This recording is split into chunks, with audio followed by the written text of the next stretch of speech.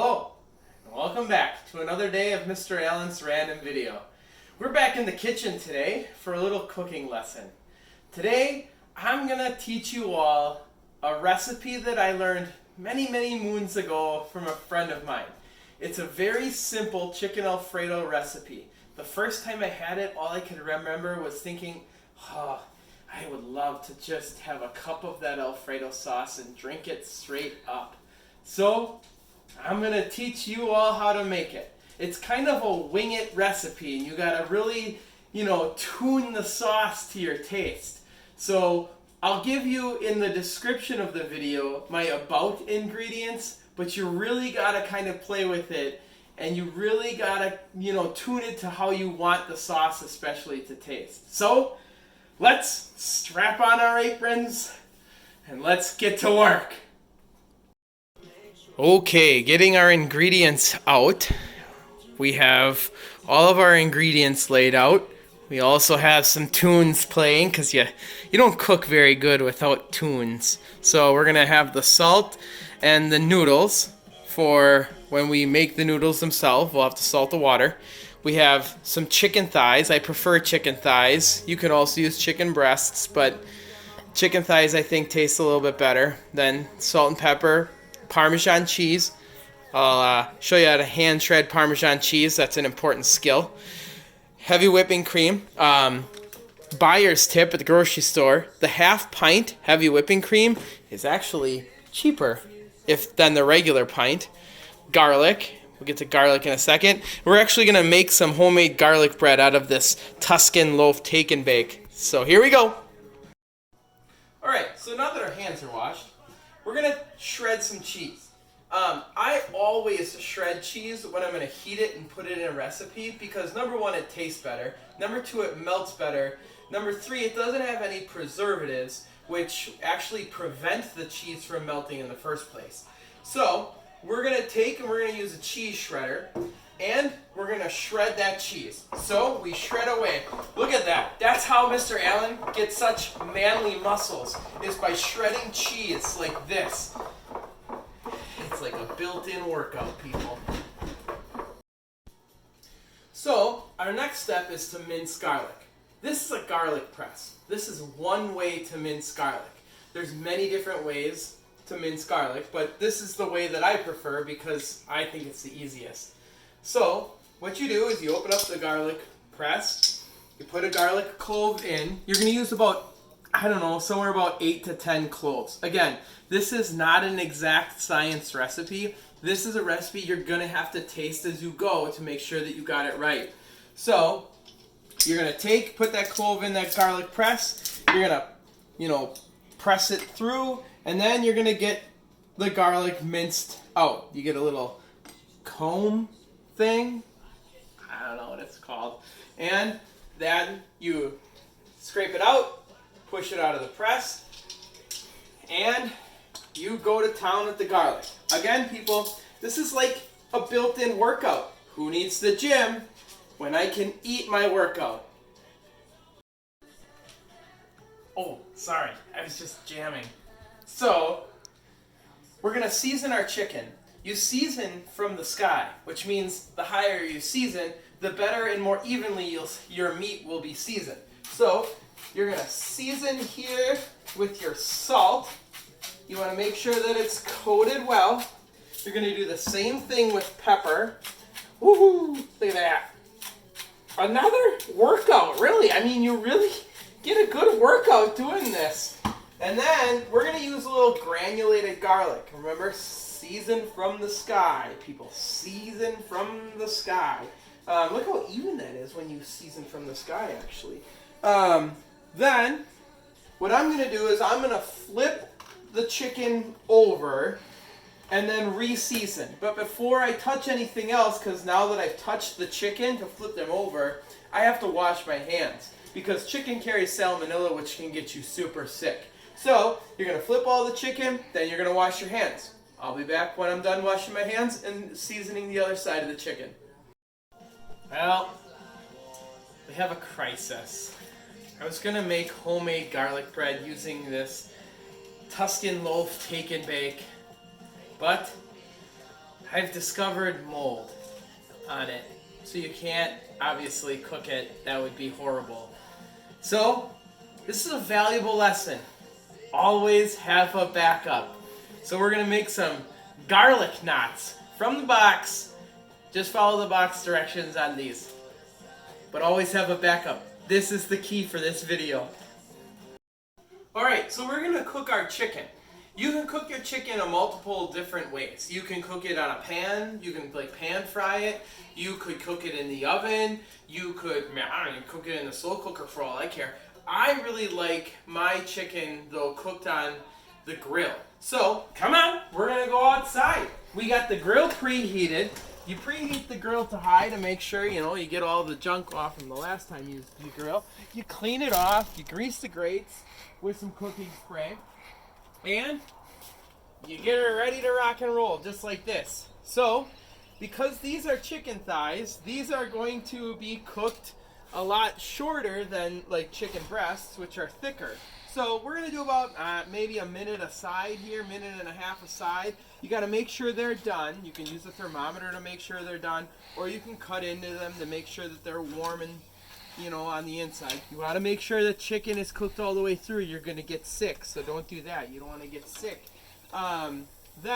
So you're going to cook these chicken, and I'm going to do it on the grill here on like a medium low temperature. Then we close the lid. We do about a minute to a minute and a half on every side to make sure that they're done. We pull them off, and then we move on to the next step. Alright, so there's many different ways to proceed. The chicken is now cooked, nice and great, off the grill. You could cube the chicken and cut it into small bite-sized pieces, or you could use this hand mixer. So, people, this is the best kitchen tip that I've ever, been taught for a long time, is that you use a hand mixer to shred chicken instead of sitting there with a fork and endlessly trying to cut it, and it's just a pain in the butt. So, what you do is don't do that. You don't do that, people. You don't hit the release button. That's not what you want to do. You want to shred the chicken by increasing the speed slowly. So you start with a slow speed, and then you get a little faster. And so you got to do this when the chicken is hot. It starts to kind of, rebind together when it's cold. So if you increase the speed and you stir it, this is like another workout. You get a good shred on that chicken, and then as that chicken shreds, you're going to have perfectly shredded chicken that you are going to be so happy with. There it is, people. That's what we're looking for. Right there. Nice shredded chicken. Better than fork and much less effort. So, here we are with our heavy whipping cream. I already poured one in. These two go in, so that's 3 cups of heavy whipping cream. Again, buyer's tip. If you buy them in the half pint size, they're cheaper than the regular pint size.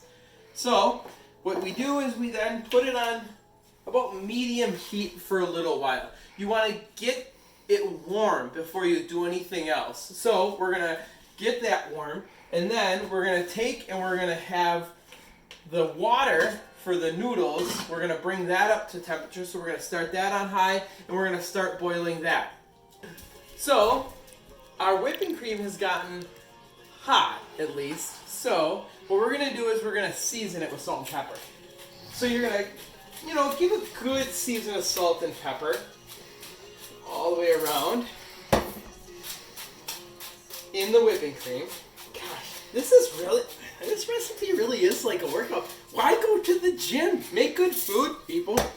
Then, what you're going to do is you're going to take your minced garlic, and you're going to put that in the sauce. Make sure you get all of that goodness in the sauce. So you're going to let that marinate in it. And then you're going to take and you're going to put all the cheese in the sauce as well. So we're going to scoop the cheese right into the sauce. Wow. This is going to be tasty. You're going to give it a good mix here with a spatula. Or a whisk. A whisk would work just as well. And then you're going to turn your heat down. And you're going to leave it uncovered. Oh, it smells glorious. You can smell that garlic already. People, I have one philosophy when it comes to garlic. You need more of it all the time. You love garlic. So, you're going to turn it down to about a medium-low, and it's going to simmer. Simmer means like slowly bubble, but not boil. You're going to scorch it if you boil it. So, that's where we're at for the sauce for right now. Okay, so I tested a noodle. I just took the spooned one out, and then, tried it and made sure that it was the right texture. Now we're going to strain our noodles like normal. So we're going to put it right through the strainer here like this. Make sure, that we get all the water out of there. And we're going to actually reuse our pot here. So we're out of water. We're going to reuse our pot. Make sure we got all the water out. We are going to take our strainer, pour those noodles back in the pot, and we're going to then put them there. We're going to taste our sauce, okay? So, remember, you can't stick your fingers in the sauce, so you just stick the back of a spoon in there. Oh, God, is that delicious. So, it seems a little bit short on salt. You have to be able to detect, maybe it's a little less cheesy. Add some more cheese. If it's not garlicky enough, add some garlic. In this case, not enough salt. So we're going to give it a few grains of salt. Then we're going to stir it in. Take that. Stir, stir, stir. Notice how thick it's gotten now that we've simmered it for, I don't know, probably about 15 minutes or so. Alright, we're going to get a new spoon and we're going to retaste. Look how thick that is. Wonderful. Oh, that is it. We hit the nail on the head, people. So, you're going to take your sauce and you're going to pour that in to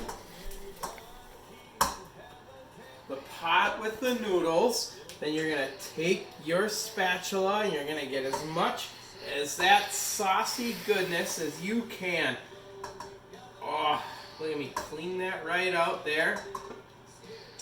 Then you're going to make sure that you get it all in there because you want as much tasty goodness in there that is the sauce.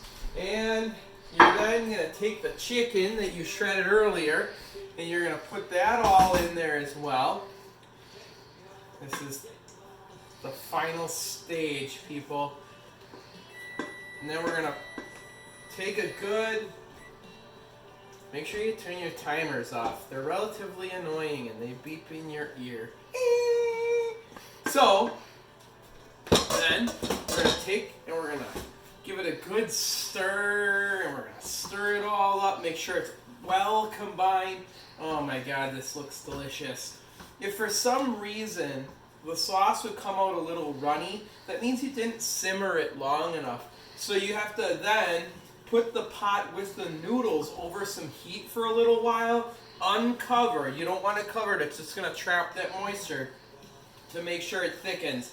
But this actually looks like we turned it out perfectly with the chicken. Look how gorgeous this is, people. This is going to be an amazing dinner.